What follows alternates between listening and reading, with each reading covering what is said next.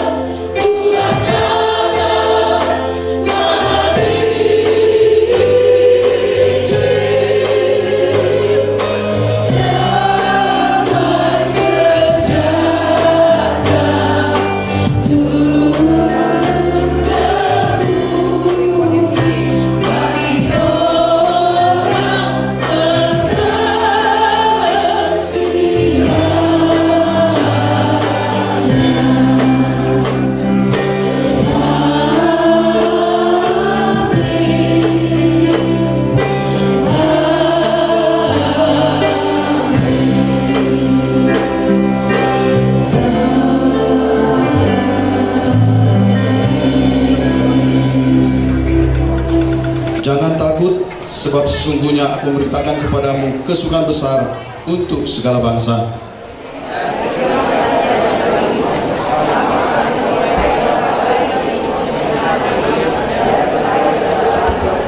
Dan tiba-tiba tampaklah bersama dengan malaikat itu sejumlah besar bala tentara surga yang memuji Allah, katanya,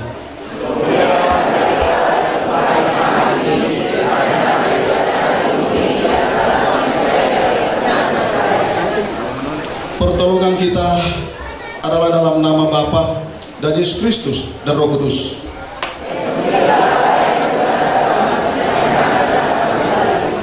Kasih karunia dan damai sejahtera Allah Bapa dan Tuhan Yesus Kristus turun atas saudara sekalian pada ibadah Natal sore hari ini. Amin. Kami persilakan untuk duduk kembali. Jemaat yang kasih Tuhan, kita akan menyaksikan persembahan pujian dari sekolah minggu. Dipersilakan.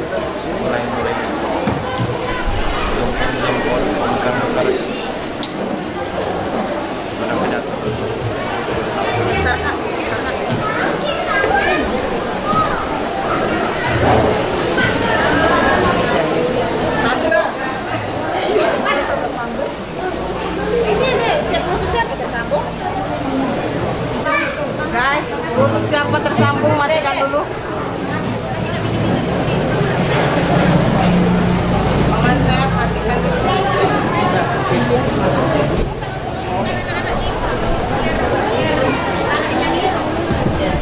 Kita kasih semangat dulu Bapak Ibu, tepuk tangan. Iya. Biar anak-anak kita semangat ya.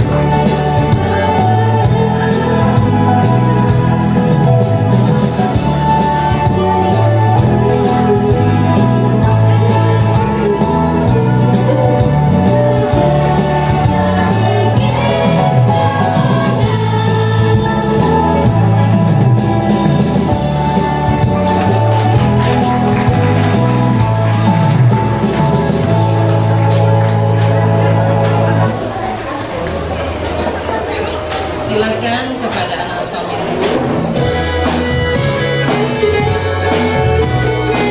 Pada bulan Desember ini, semua gereja-gereja menyanyikan pujian Natal.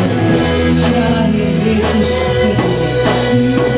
Surga bergema, lahir Raja mulia, damai dan sejahtera turun dalam dunia. Bangsa-bangsa bangkitlah dan bersoraklah serta bermaklumkan kabar baik. Lahir Kristus Raja, kita surga bergema, lahir Raja mulia. Yang di surga disembah,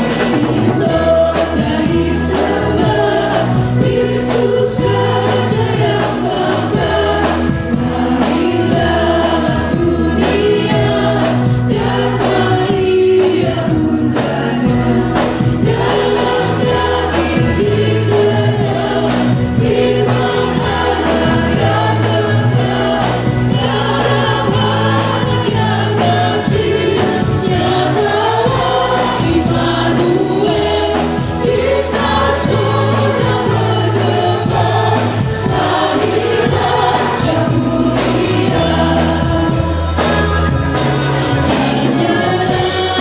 Raja damai yang besar, Dia sudah datang bagi kita semua.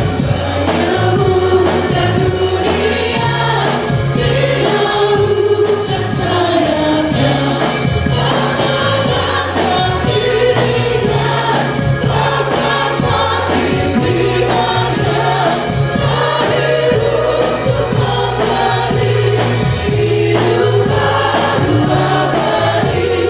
Kita surga bergema, lahir Raja mulia.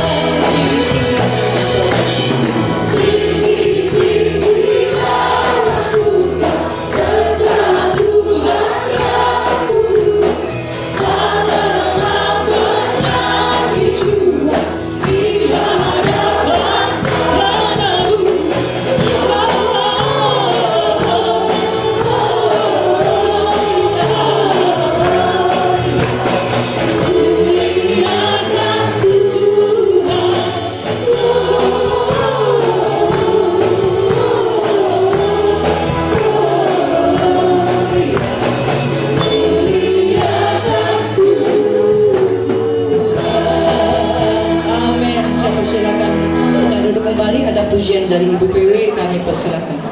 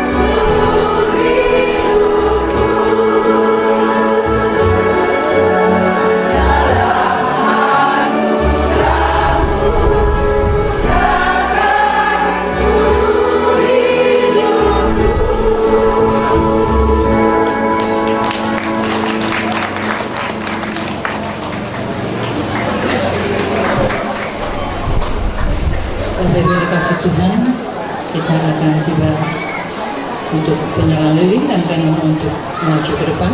Yang pertama kami mohon kepada Ketua Panitia Natal Divisia untuk tahun 2023 yaitu Saudari Tri Satika Sari SPSI.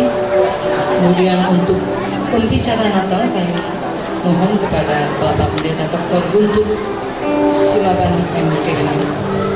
Kemudian untuk mewakili Muspida tidak ada ya. Kemudian untuk mewakili BKSAG Bapak Bulman Panjaitan SPD. Dan mohon untuk bangkit berdiri. Kemudian mewakili undangan Bapak Pendeta Ronald Tadisayu STH. Kemudian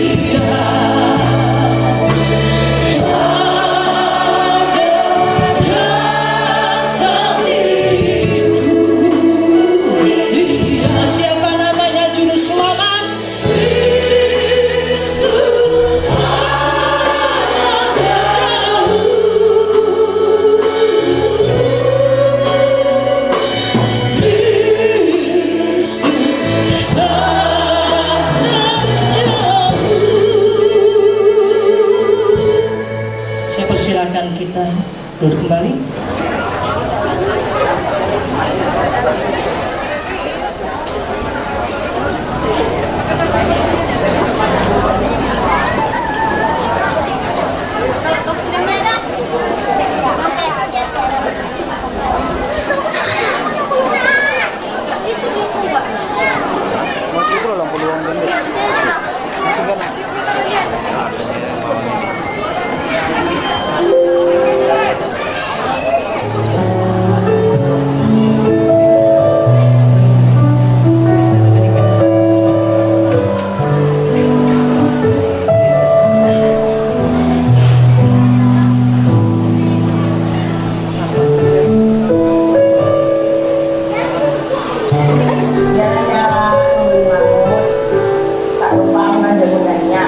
Hai, aku Grace Imut, pedagang paling cantik. Berapa ini? 50.000 aja, enggak?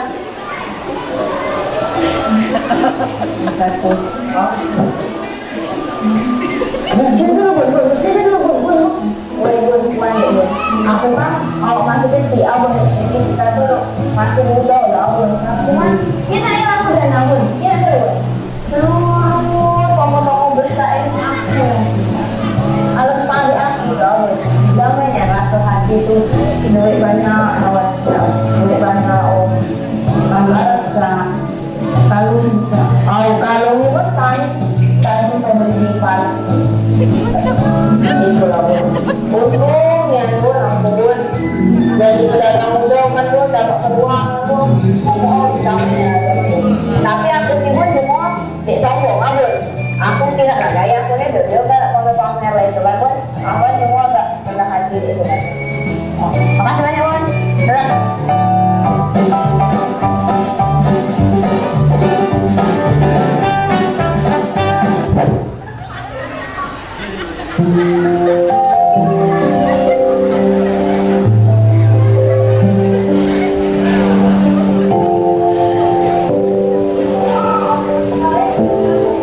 Pagi Bu, pagi Muridku. Hai. Selamat pagi anak semuanya. Pagi. Perkenalkan, saya adalah Misha. Saya adalah seorang guru PNS. Tempat saya tidak ada yang namanya polisi, tentara, dokter, pendeta, presiden, atau orang-orang yang sukses. Saya rasa saya adalah orang yang paling mulia.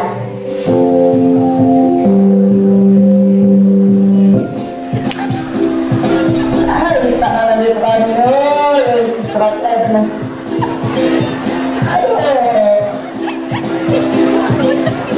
Hai, perkenalkan saya Jovan, seorang petani muda yang sukses dan juga ganteng. Kalau tidak ada saya, banyak orang yang merasa kelaparan. Karena slogan orang Indonesia, jika belum makan nasi, maka mereka akan tetap merasa kelaparan. Benar tak? Jadi, orang yang paling mulia adalah saya. Setuju? Bu, ada belum cabai nggak Bu? Ada? Ada. Oh, ini berapa Bu cabai yang ini? Itu 20.000. 20? Ya. Ya udah deh Bu. Yang ini dulu Bu, aku minta setengah kilo ini. 1 kilo.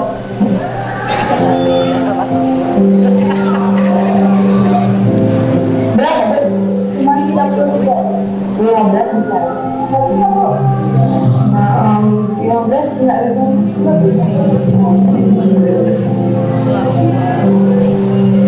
Boleh 15 nggak? Nggak bisa Bu. Duit saya sudah mau. Kapan ini beli akan dia cerita habis waktu aja apa nih? Mau. Pulau. Berapa biasa aja?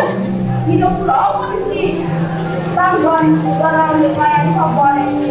Perkenalkan, nama aku Natalia. Aku adalah pedagang sayur. Tanpa aku, kalian tidak akan kenyang. Jadi, akulah yang paling mulia.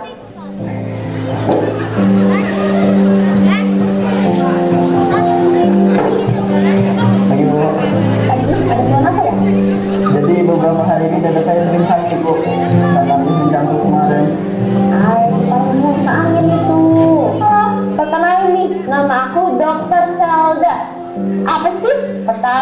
pedagang, pejabat, guru, bahkan pendeta sekalipun kalau mereka sakit perginya kemana? Ya jelas ke dokter lah. Jadi kalian setuju kan kalau aku sebagai dokter adalah pekerjaan yang paling mulia? Tolong dong. Terima kasih. Selamat datang Ibu Pati.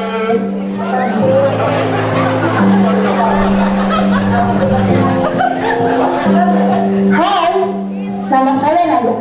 Saya adalah bupati dari gereja Indonesia Patamana. Tanpa saya, mungkin tidak ada pembangunan di gereja ini. Sumbangan saya di gereja ini mungkin sudah tidak terhitung.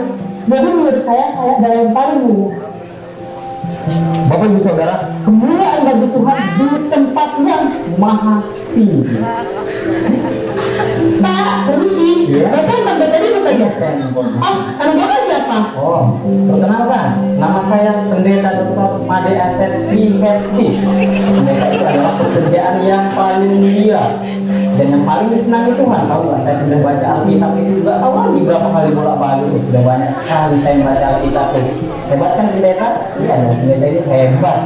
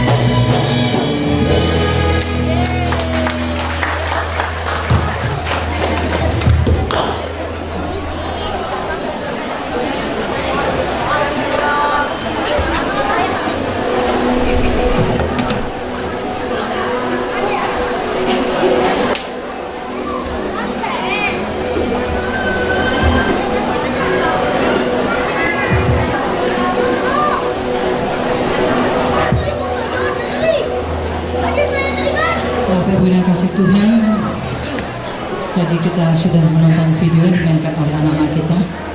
Terkadang itu juga menjadi gambaran pribadi kita, secara sadar tidak sadar. Terkadang kita merasa kita yang paling penting dan paling dibutuhkan, sehingga ketika kita merasa diri yang paling, kita sudah menduakan Tuhan dalam hati kita dan mengambil alih dari kemuliaan Tuhan yang hendaknya ada dan bersinar melalui hidup kita. Dan damai itu pun hilang ketika kita mau mendapat damai itu. Pusatkan Yesus yang ada di hati kita, sehingga sinar damai kemuliaan boleh bersama dengan kita.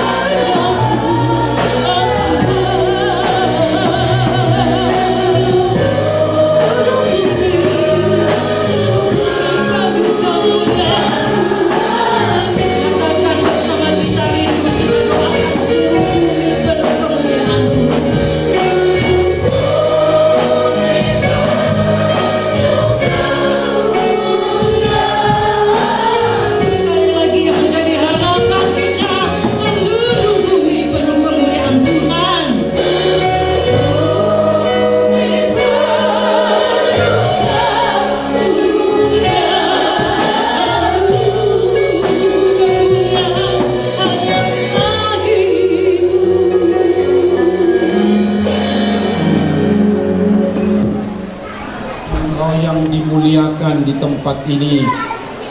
Oleh karena Engkaulah kami ada di sini.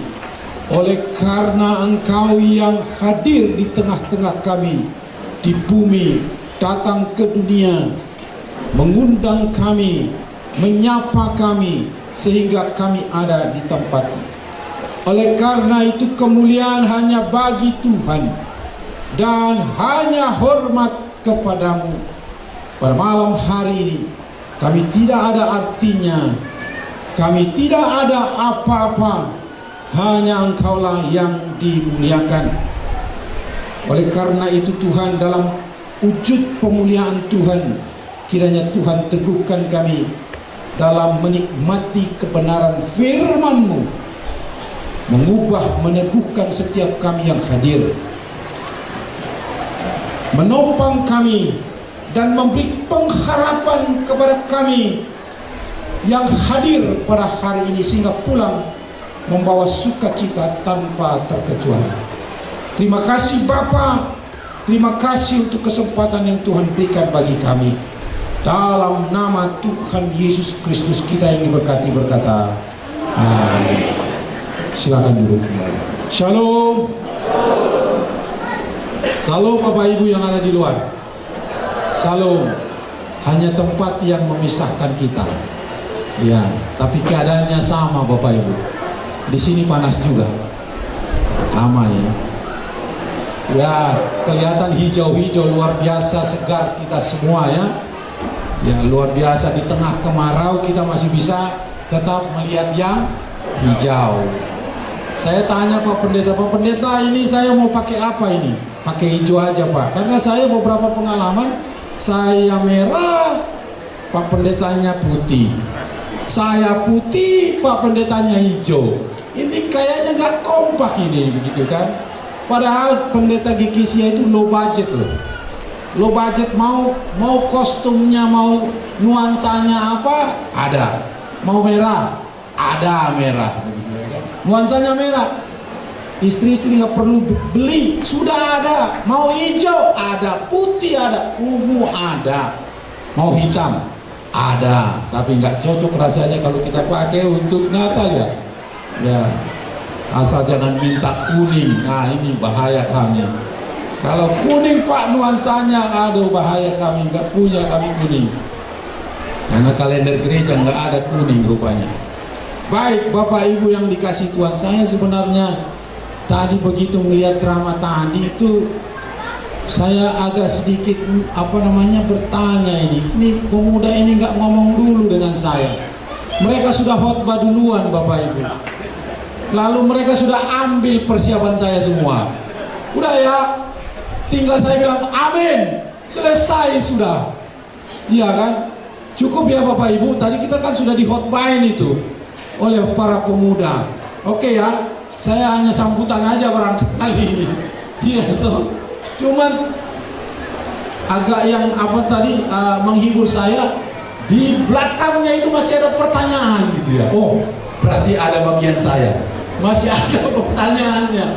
Siapa yang mau dimuliakan? Siapa yang harus dimuliakan? Oh, masih ada pertanyaannya. Berarti itu bagian saya ya. Izinkan, saya sudah jauh kan dari Jakarta, masa cuman amin lalu duduk begitu kan? Sayang capeknya begitu ya. Ibu Bapak yang dikasihi Tuhan, Lukas 2 ayat 14 saya baca. Tapi nanti kita lihat satu perikop ayat 8 sampai ayat 20. Lukas 2 ayat 14. Saya baca untuk kita semua. Kemuliaan bagi Allah di tempat yang maha tinggi, dan damai sejahtera di bumi di antara manusia yang berkenan kepadanya. Kemuliaan bagi Allah di tempat yang maha tinggi, damai sejahtera di bumi. Itu tema kita hari ini. Saudara, sebelum jauh saya mengurai tentang kebenaran firman Allah, beberapa waktu yang lalu saya menyaksikan seorang bapak berkata begini. Dia melihat seorang suami istri begitu setia. Istrinya setia sekali kepada suami. Jadi Setiap bapak ini mengantar istrinya pakai mobil Panther tahun 2000. Masih lebih hebat mobil Panthernya Sinodege Kesia. Belum tahun 2000 itu. Ini Panther tahun 2000 nih. Setiap mengantar istrinya, lalu bapak ini keluar dari samping pintu kanan, lalu mutar, dia buka pintu samping kiri, lalu persilakan istrinya keluar. Setiap hari ngantar kerja seperti itu. Kayaknya ini bukan orang Batak ini. Saya pun nggak begitu. Wah, luar biasa ya setianya bapak ini. Nah, seorang bapak mengamati tiap pagi. Dia luar biasa puji bapak. Lalu dia mau bertanya tapi segan. Satu kali bapak itu sudah pulang ngantar istrinya, lalu dia beranikan bertanya kepada ibu, "Ibu, sudah berapa lama menikah?" Dia bilang 20 tahun sudah. Kami sudah 20 tahun. Wah, cukup lama ya. Berarti dalam hatinya 20 tahun ini nah, bapak ini setia sekali buka pintu mobil untuk istrinya keluar. Lalu ditanya, "Sudah berapa lama bapak melakukan itu?" Setiap ngantar ibu, pintunya dibuka, lalu ibu keluar. Lalu ditanya, "Baru 1 tahun." Wih, baru 1 tahun kan? Lalu ditanya, "Mengapa? Kemana 19 tahun selama ini?" Dia bilang, "Pak, baru 1 tahun terakhir karena apa? Pintu mobil saya rusak. Jadi tidak bisa dibuka dari dalam. Jadi dia harus keluar mengelilingi, lalu dibuka pintunya. Karena dibuka pintu baru dari luar bisa, dari dalam nggak bisa." Ternyata kesetiaan bapak terpaksa karena pintu. Bapak ibu yang dikasihi Tuhan, apakah kasih Allah terpaksa bagi dunia? Apakah kasih Allah itu terdesak karena dunia? Apakah Tuhan memperhatikan kita karena keadaan kita? Karena terpaksa Ia datang menjadi manusia, lalu menebus kita sebagai umat Tuhan. Kita tidak menemukan itu dalam Alkitab. Kita tidak menemukan kata terpaksa atau pada akhirnya Tuhan, tidak. Tetapi selalu bilang karena besar kasih Allah. Lalu dibilang lagi karena Tuhan mengingat umatnya, maka keinginan Allah yang tulus itulah yang menyelamatkan manusia sehingga dia datang bagi dunia. Jadi berita Natal yang diungkapkan, dinyanyikan oleh para malaikat, bala tentara malaikat yang kita baca tadi ayat 14 adalah sebuah peristiwa penting di mana Tuhan mewujudkan janjinya, bukan karena besarnya atau kecilnya umat, tapi karena besarnya kasih Allah, karena luasnya kasih Allah, sehingga Ia datang menjadi manusia. Bapak Ibu, ini nyanyian. Tadi choir itu luar biasa ya. Itu tadi itu sampai saya mau menortor, itu sebenarnya lagu Batak itu sebenarnya itu. Lalu Pak Bu Halimah bilang, Pak Bu Halimah ini kan di Tapanuli lama, jadi udah mau menortor juga dia. Lebih megah dari itu. Mengapa megah? Ayat 13 katakan, bala tentara sorga bernyanyi memuliakan Allah. Kenapa? Kemuliaan bagi Allah di tempat yang maha tinggi. Itu bukan suara 1-2 orang, tetapi bala tentara Allah yang besar menyanyikan tentang kemuliaan. Ada 3 tema yang dinyanyikan bala tentara sorga pada waktu itu adalah kemuliaan bagi Allah, damai sejahtera di bumi, manusia berkenan kepada Allah. 3 tema ini hilang dari manusia. Tidak pernah malaikat menyanyikan 3 tema ini. Tema ini menjadi penting karena itu yang hilang karena dosa. Manusia tidak memuliakan Allah. Nyanyian manusia ini hingga saat ini pantas saja nyanyian manusia paling senang adalah temanya bukan pemuliaan Allah, kegalauan hati.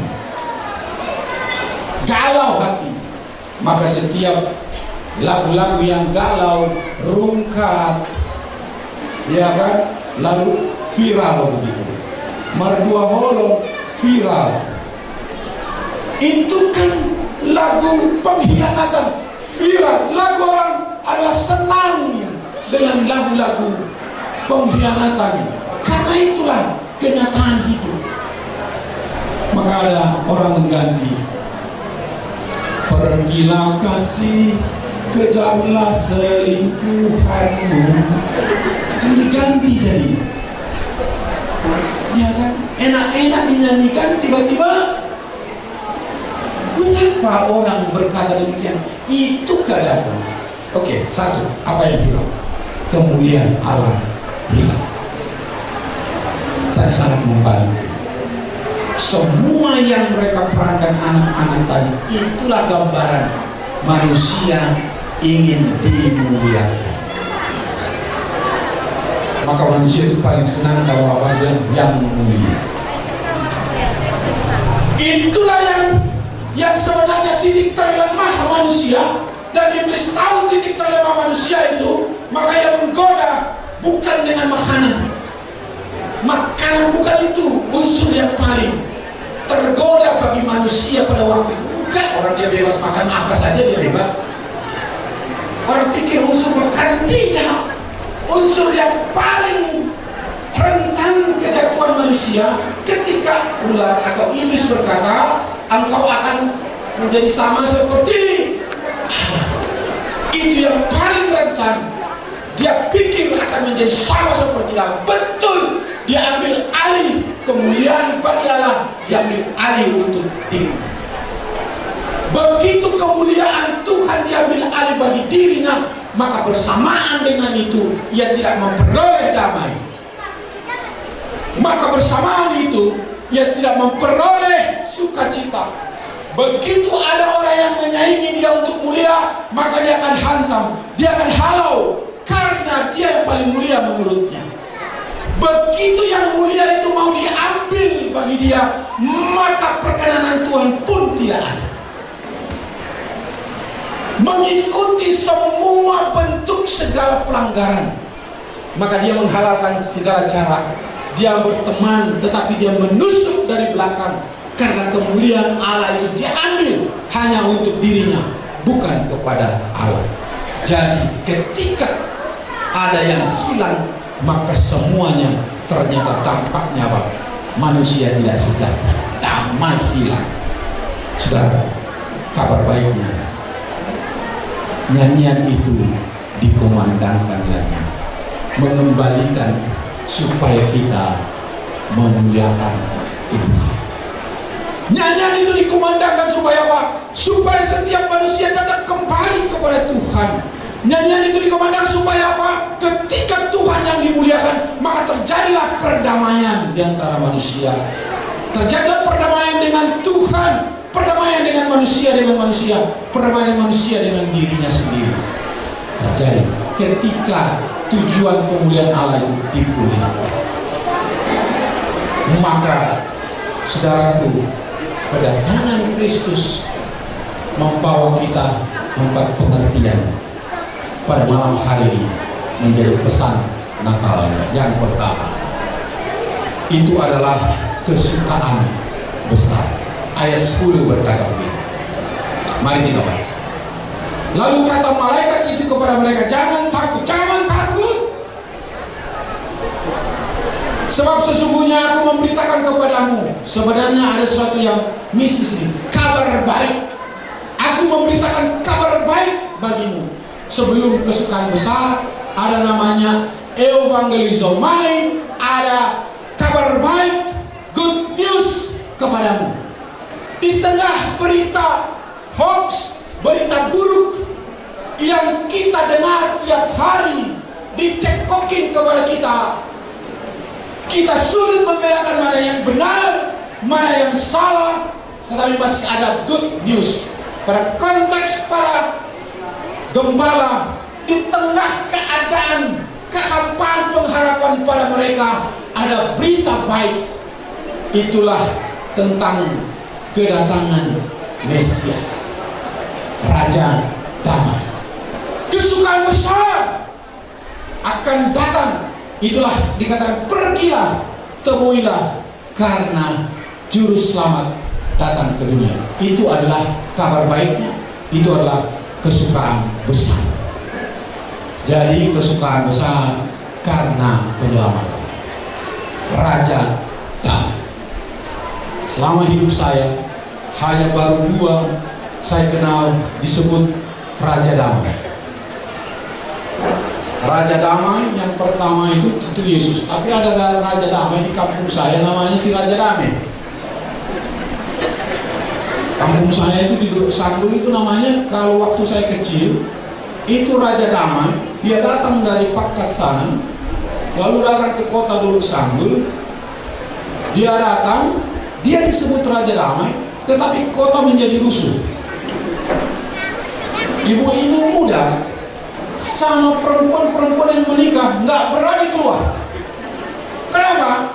Konon katanya akan dijadikan istri yang ke-13. Namanya si Raja Damai. Masuk ke kota bukannya damai, tetapi membuat goncang dan ketakutan banyak orang.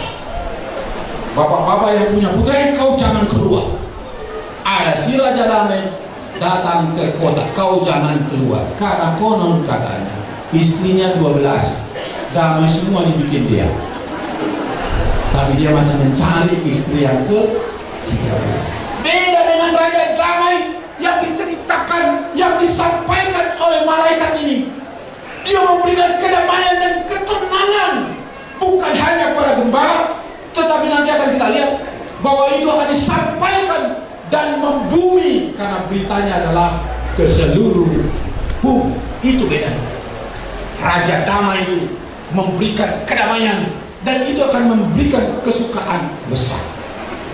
Tadi apa yang dikatakan oleh para pemuda itu sebenarnya adalah hasil penelitian.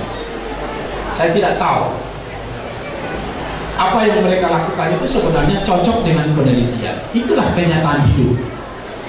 Ketika ditanya seseorang dalam hasil penelitian, apa yang membuat kamu gembira, apa yang membuat kamu mendengar berita suka atau kesukaan besar, orang ditanya, yang pertama disebut kalau dia ketahuan sehat, senang. Kalau kita ke dokter udah mulai sakit, lalu kita tiba-tiba ke dokter, nggak ada apa-apa, nggak ada masalah kok. Wah, itu kabar yang menyukakan.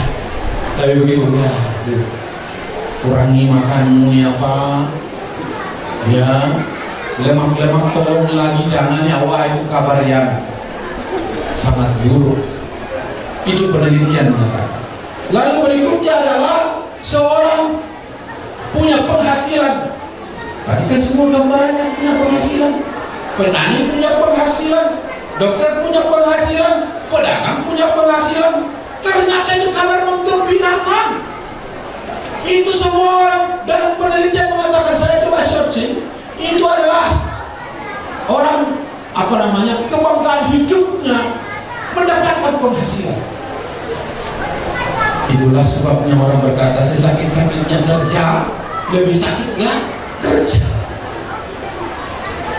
Lalu ada juga yang berkata bahwa status kerjanya, peran dan fungsinya, kalau dia punya kesehatan, punya penghasilan, peran dan fungsinya tidak ada, juga bukan kabar yang menggembirakan. Lalu ada yang pendidikan, lalu ada hubungan sosial. Tapi ternyata semua yang membanggakan itu, semua yang menyukakan itu berhenti pada masa hidup. Tidak ada yang membawa kepada kekekalan.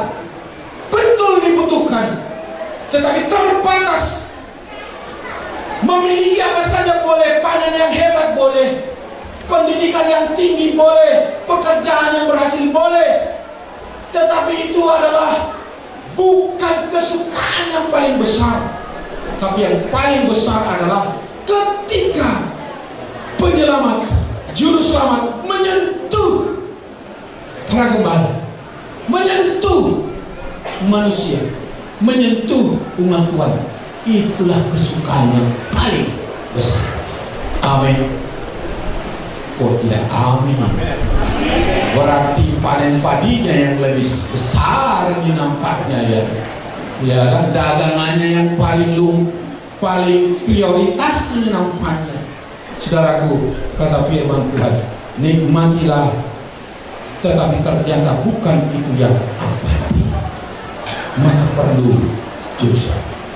Itulah kesukaan besar. Lalu yang kedua adalah membawa perjumpaan dengan Tuhan. Ayo kita lihat cerita ini. Setelah malaikat itu, ayat 15, menyampaikan kepada mereka, lalu apa yang terjadi?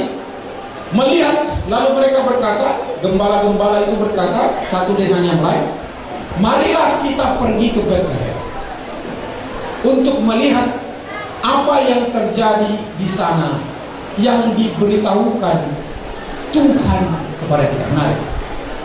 Yang diberitahukan Tuhan kepada kita. Oke. Ini malaikat yang menyampaikan. Belum ada yang tertulis bagi mereka firman Allah. Mereka trust, mereka percaya bahwa malaikat yang menyampaikan itu adalah suara Tuhan. Lalu mereka, mari kita pergi karena suara Tuhan telah disampaikan kepada mereka. Orang bisa percaya karena suara Tuhan, padahal belum ada yang tertulis. Mereka hanya mendengarkan malaikat, lalu mereka percaya, lalu mereka pergi. Tidak mudah buat orang percaya. Makanya banyak orang menunggu dan menolak untuk datang kepada Tuhan karena tidak mudah percaya. Nih, contoh. Ada seorang bapak, lalu dia mendengarkan khotbah dari Pak Pendeta. Kebetulan bukan saya.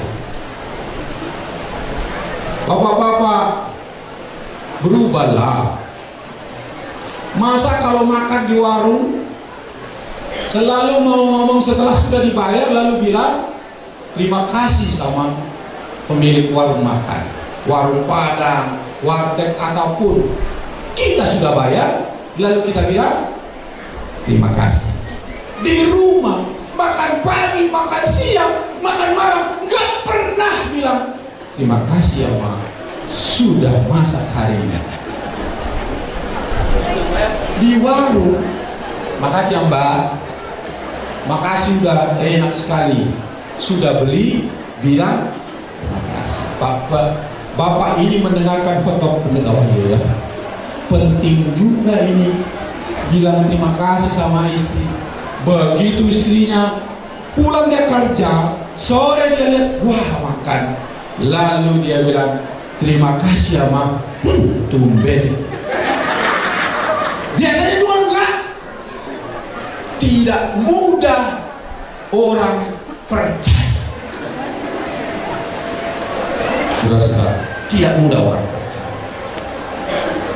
Orang ini percaya dan pergi. Apa yang terjadi? Mereka berjumpa, menemui sang bayi yang ada di panggungnya. Kenapa mereka menjumpai Tuhan dalam konteks itu? Nanti kita lihat sebenarnya, maka ada pembaharuan hidup mereka. Mereka memuliakan Tuhan, lalu mereka memberitakan apa yang mereka lihat dan apa yang mereka saksikan. Mengapa ada perubahan? Karena ada perjumpaan. Kenapa tidak ada perubahan? Karena tidak ada perjumpaan. Para gembala saya yakin bahwa mereka tidak akan pernah berubah memuliakan Allah. Mereka akan berubah hidupnya tanpa ada perjumpaan dengan Tuhan. Tidak ada. Dan kita baca dari seluruh Kejadian sampai Wahyu, tidak ada namanya dari tokoh Alkitab lalu tiba-tiba dia berubah tanpa perjumpaan dengan Tuhan. Tidak ada. Selalu Tuhan duluan menjumpai. Itulah sebabnya penyataan atau Tuhan Allah menyatakan dirinya selalu untuk rekonsiliasi supaya berdamai dengan manusia. Lalu manusia itu datang kepada Tuhan. Kenapa? Tuhan lebih dulu datang, lalu manusia datang. Tuhan lebih dulu untuk pergi menjumpai manusia, lalu manusia meresponnya. Itu yang terjadi. Tuhan tidak pernah melupakan manusia. Tuhan tidak pernah. Kita, saya bisa lupa. Tuhan tidak pernah.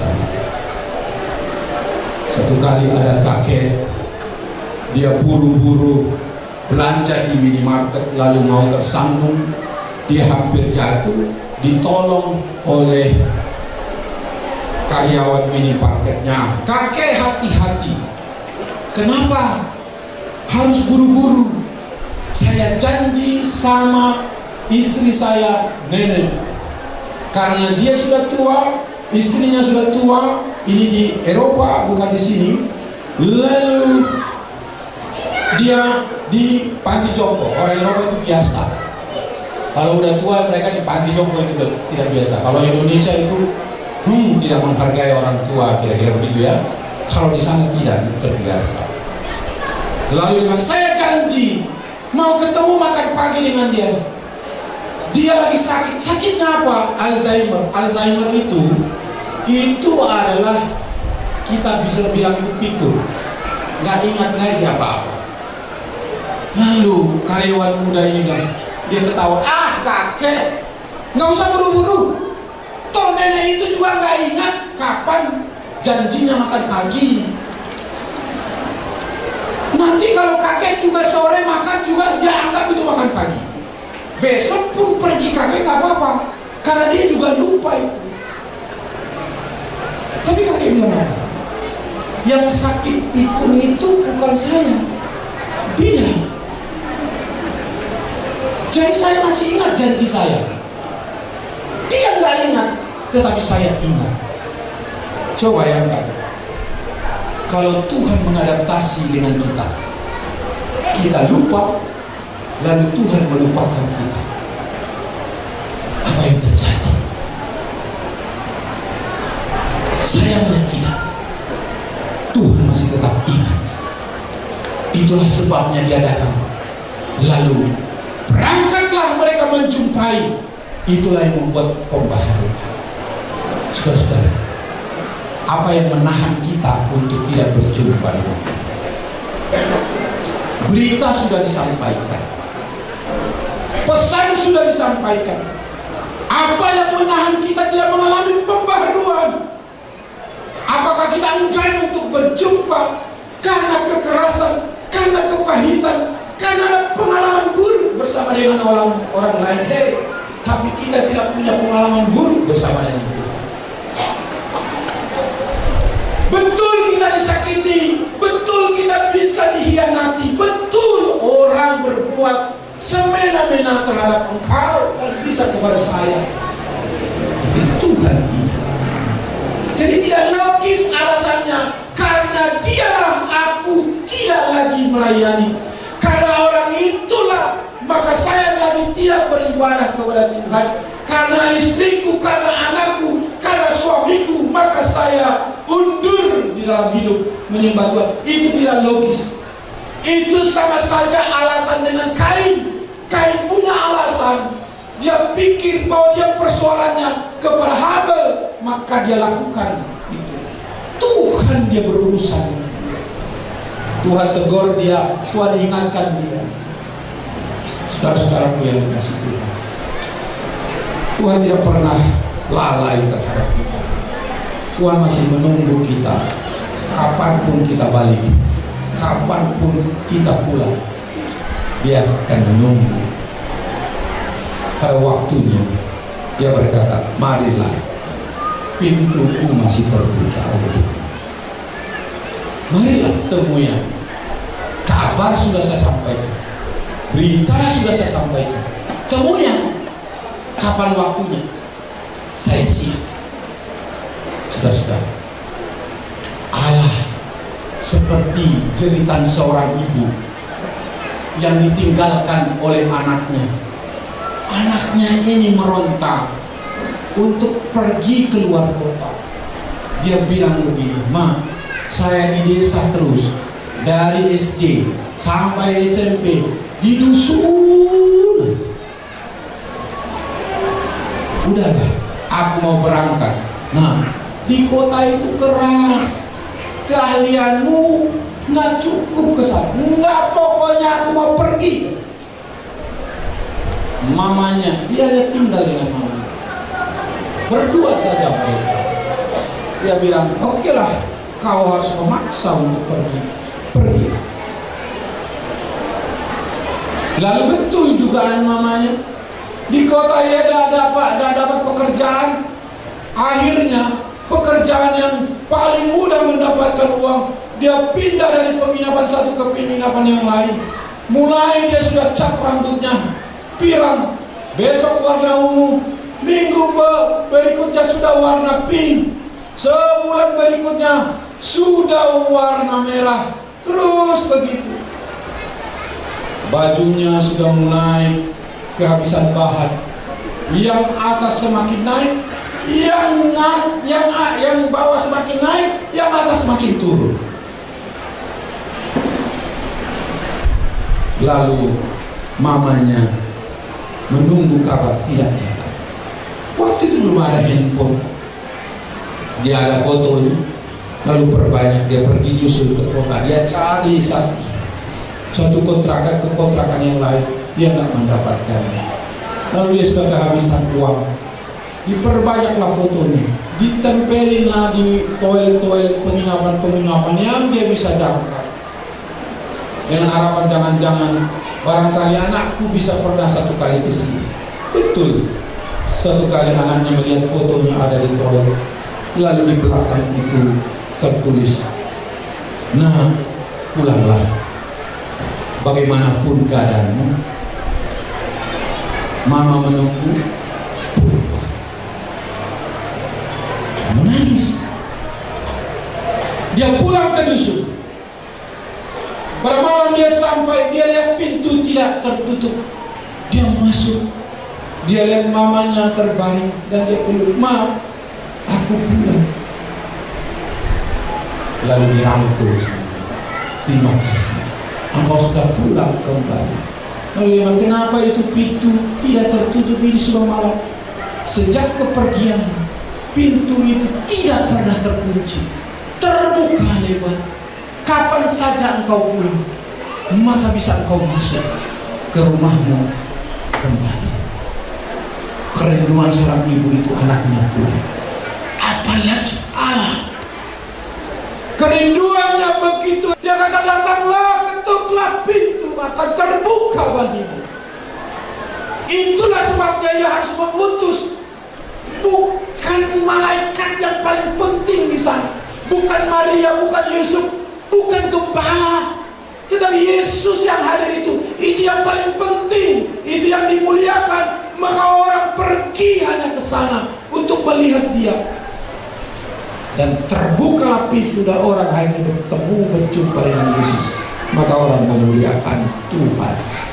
Saudara-saudara, akhirnya apa yang terjadi? Perjumpaan itu mengubah. Apa yang diubah? Mereka akhirnya memuliakan Allah. Mari kita baca ayat 20. Dikatakan firman Allah berkata apa? "Maka kembalilah gembala-gembala itu sambil memuji dan memuliakan Allah." Lihat. Maka terjawab sudah pertanyaan para pemuda tadi. Bukan kita rasanya mau dimuliakan, Tuhanlah yang dimuliakan. Mereka bukan, "Oh, kami yang pendengar pertama, kami yang jemaat mula-mula, kami yang membangunnya, maka kami yang paling penting." Ternyata bukan. Gembala nggak mengatakan, "Oh, kami saksi mata pertama, saksi kuncilah kami." Enggak. Mereka pergi memuji memuliakan Allah. Tidak terlalu penting bagi Tuhan siapa yang pertama, siapa yang kemudian. Yang paling penting bagi Tuhan adalah adakah kita memuji memuliakan Tuhan dalam hidup kita. Itulah yang Tuhan mau.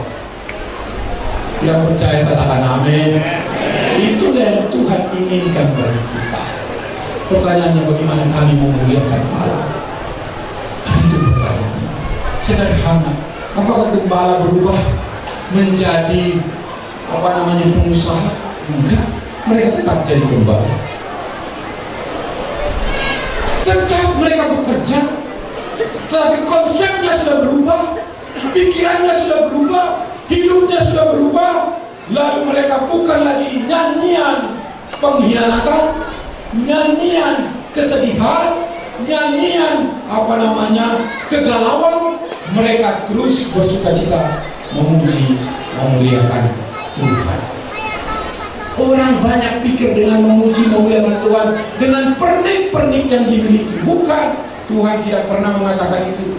Bagikulah segala-galanya, punyakulah segala-galanya. Orang Israel merasa bahwa dia memuliakan Tuhan dengan memberikan korban yang banyak. Yesus Allah katakan tidak, stop. Punyakulah korban itu. Yang bagiku penting adalah keadilan bergulung-gulung. Kau hidup sesuai dengan kebenaran. Itulah keadilan. Ada namanya di Jakarta itu dulu ada ceritanya. Namanya di Kampung Melayu itu ada namanya preman namanya Si Salim. Kenapa dia dibilang Si Salim? Karena tatonya besar salib di belakang. Lalu Si Salim ini, ya, udah tatonya besar, suka buka baju. Woi Salim, jangan bilang itu pasti orang Batak, belum tentu. Karena tidak semua yang di terminal itu orang Batak. Sekalipun kebanyakan, ya kan, sekalipun kebanyakan. Tetapi kan pedagang bakso, warteg kan pasti bukan orang Batak, kan? Lalu, oh dia. Lalu tiba-tiba ada yang ganggu dia. Salim, betul-betul dia diganggu. Bilang sama pendetamu, tiap khotbah pakai jas, ganti-ganti lagi jasnya. Itu Tuhan Yesusmu itu nggak pakai baju. Waduh, tersinggung dia. Orang itu menghina sekali. Tersinggung dia, bilang, buka jas pendetamu, kasih sama Tuhan Yesusmu nggak pakai baju. Lalu dia pulang ke kontrakannya, dia ambil pisaunya yang panjang, dia jalan di terminal, dia seret, bunyi, dia seret. Mana dia? Mana dia? Aku boleh kau hina, tapi jangan pernah menghina Tuhan. Wih, hebat, pahlawan sekali dia. Boleh kau hina, Si Salim boleh kau hina, tapi jangan pernah menghina Tuhanku. Mana dia? Untung orangnya lari, kalau nggak habis dia. Tetapi Si Salim nggak pernah ke gereja. Tiap malam dia mabuk, hidupnya berantakan. Tetapi dia mau membela Tuhan Yesus. Dia pikir itu yang memuliakan Tuhan. Ada banyak orang pikir dengan simbol-simbol kerohanian. Dia simbol-simbol membangun, dia simbol-simbol mencoba membantu pelayanan, tapi tidak memuliakan Allah dengan hidupnya yang benar. Lalu dia pikir dia memuliakan Allah. Persis tadi yang dikatakan oleh anak-anak tadi. Tapi ternyata memuliakan Allah bukan seperti itu. Memuliakan Allah sederhana. Mereka menjumpai lalu memuji Allah. Oh Tuhan, barangkali berkata, terima kasih kau melihat kesaksian yang besar ini. Kami melihat peristiwa yang tidak pernah dialami oleh orang lain. Terpujilah Engkau Allah yang hadir di tengah-tengah kami. Maka mereka memuliakan Tuhan dengan segenap hatinya, segenap jiwanya. Itulah memuliakan Allah. Dan terakhir, saudara, memberitakan kesukaan bersama. Ayat 17, mereka pada akhirnya memberitakan apa yang dikatakan ayat 17. Mari kita baca. Dan ketika mereka melihatnya, mereka memberitahukan apa yang telah dikatakan kepada mereka tentang Allah. Ini catatan.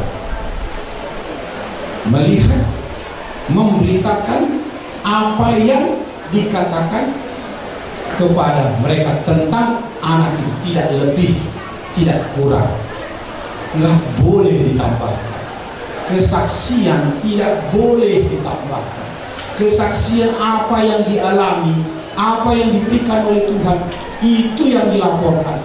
Tidak lebih, tidak kurang. Itulah yang mereka sampaikan. Itu yang mereka beritakan. Mereka tidak memberitakan tentang mereka. Mereka tidak bilang saya melihat, saya melihat, saya melihat. Bukan saya, tetapi anak itu. Anak itu yang disaksikan, Yesus yang disaksikan, bukan perbuatan mereka, bukan pengalaman mereka. Ternyata menyaksikan tentang Kristus bukan seberapa banyak Tuhan berikan kepada saya, tetapi seberapa banyak aku melihat kemuliaan Tuhan, dan Tuhanlah yang menjadi prioritasnya. Saudara-saudara, tidak dilebihkan, tetapi pula tidak dikurangi. Ada banyak orang merasa dia lain victim, dia merasa korban dalam kehidupan ini, sehingga ada percakapan bilang, aduh ini tidak beres. Kenapa? Aku hanya mencuri tali, saya di penjara. Mencuri tali itu kebangatan. Hukum apa yang dipakai? Kan bisa perdamaian. Iya, tapi di ujung tali itu ada kebo sih. Menangani, mencoba ingin dialah korban. Di ujung kebo, di ujung tali itu ada kebo, itu namanya maling kebo, bukan maling tali. Kan banyak orang maling banyak itu bilang enggak, cuma kecil kok. Di ujungnya itu loh ada kebo yang besar. Saudara-saudara, apa yang benar, apa yang mereka lihat, itu yang disaksikan. Saudara-saudara, maka itulah berita yang hebat. Jangan paling banyak kita sampaikan kepahitan Pak Pendeta. Pahit. Ungkapkanlah apa yang pengalaman yang indah bersama dengan Tuhan. Kepahitan biarlah untuk saya. Kemanisan gak bagus juga karena itu mengganggu gula darah. Ya, yang manis, yang terang itulah yang beritakan. Kepahitan itu sudahlah, kitalah yang sudah menggenggam. Aduh Pak Pendeta, pahit hidupku. Ada cerita tentang seorang pendeta dijumpai gimana, Pak, pahit hidupku. Ini bukan di Bengkulu Selatan ya, tapi di tempat yang lain. Tapi kadang-kadang tempat yang lain itu bisa pindah transmigrasi juga kan? Dia bilang begini, ceritanya begini, entah benar apa enggak, tapi ini adalah sebenarnya gambaran saja. Pahit Pak hidupku. Kenapa pahit? Dia kasih pengalaman hidupnya, berusaha gagal, kemudian coba pekerjaan ini gagal dan semua gagal. Pahit sekali, orang mengkhianati dan seluruh itu. Oke lah. Pak Pendeta, dia pikir Pak Pendeta akan kasih solusi, nasihat segala macam, atau paling tidak buka Alkitab gitu ya kan, berdoa. Pak Pendeta ke belakang ambil air panas sedikit, lalu kasih kopi 2 sendok, dikasih ke dia, minumlah dulu. Loh Pak Pendeta, aku mau konsultasi bukan mau ngopi, datang sini. Nah, minumlah dulu. Dia minum itu kopi, pahit karena ada gula kan. Pak Pendeta, hidupku sudah pahit, kopi baru juga pahit. Pahit sekali Pak Pendeta. Oke, sudah, ini bawa kopi 2 sendok, kita ke belakang. Dia nggak jelasin apa maksudnya dia ke belakang. Di belakang rumahnya itu memang agak jauh, di sana itu ada mata air ternyata. Di aliran air itu diairkan, lalu ada telaga yang besar ya untuk menampung air. Lalu oke, tuang itu kopi, dituang, diaduk supaya menyebar kopinya.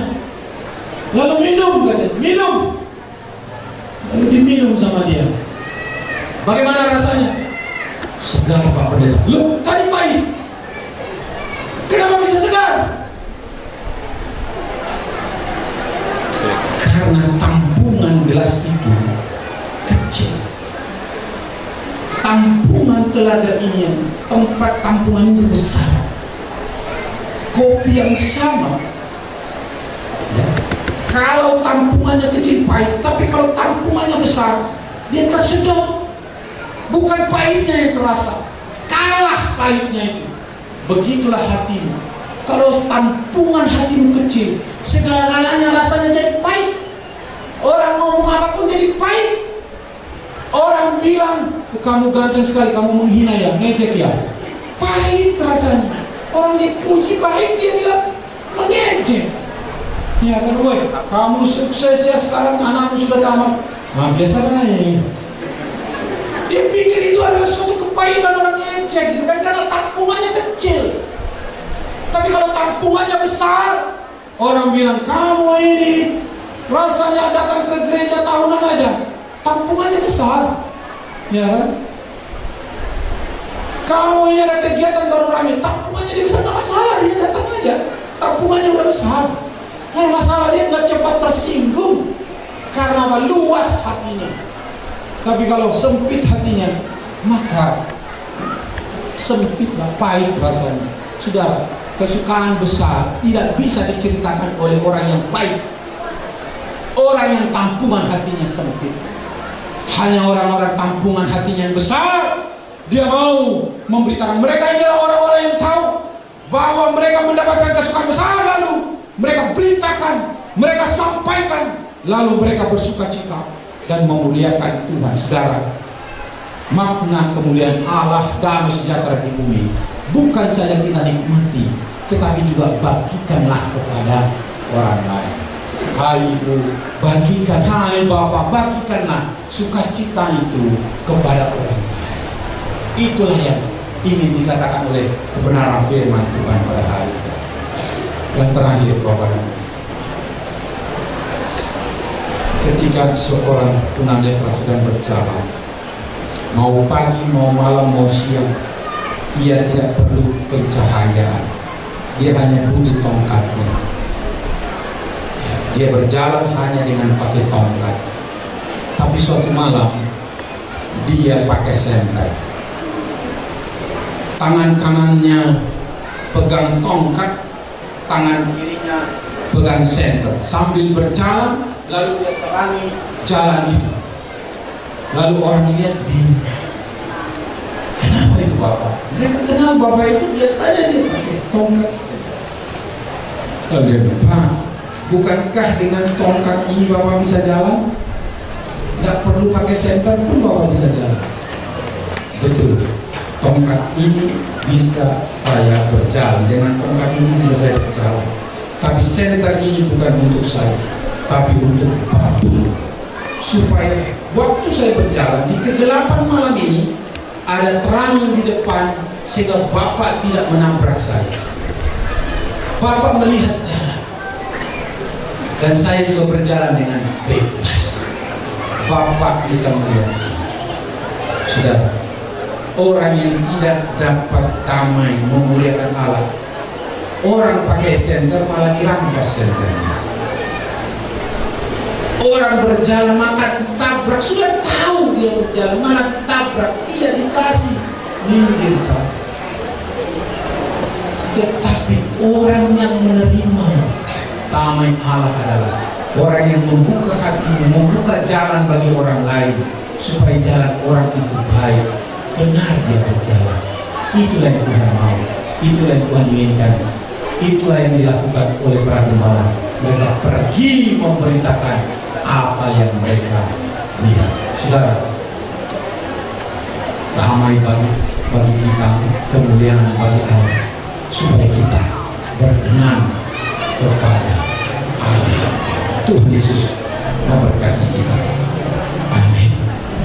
Bapa, kami datang di hadapan-Mu, kami mengucap syukur dan berterima kasih. Hari ini Tuhan berbicara. Hari ini Tuhan menyampaikan kebenaran lewat firman Allah. Tuhan, kami sudah mendengar, biarlah kami mengalami pembaharuan, mengalami sukacita Natal dan melihat karya Allah yang besar, perjumpaan akhirnya memuliakan Tuhan dan menjadi berkat bagi orang lain. Dipujilah Engkau, dimuliakanlah Engkau dalam nama Tuhan Yesus. Haleluya.